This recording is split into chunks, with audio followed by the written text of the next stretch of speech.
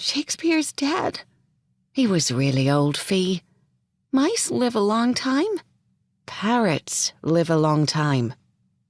The pulsing vein in Ebony's forehead said she was fighting an eye roll. Mice live 1 to 2 years on average. You got Shakespeare after you came to London on the NEH grant 2.5 years ago, Fee. 3. Oh, right, I forgot. You're one of the Illuminati who got their grant renewed, twice.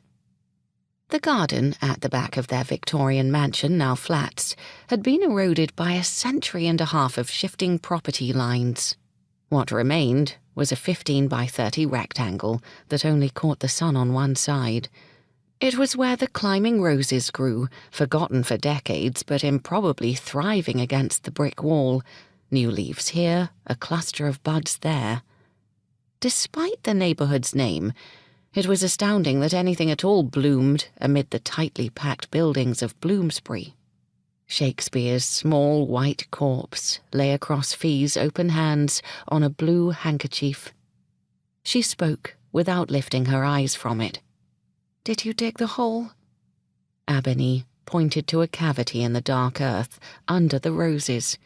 The clustered blossoms overhung the spot in clumps, their faces turned down as though in mourning. Fee forced herself to look into the hole. It seemed deep enough. Mouse times 5 or 6. There was a layer of scarlet petals at the bottom, making Fee tear up.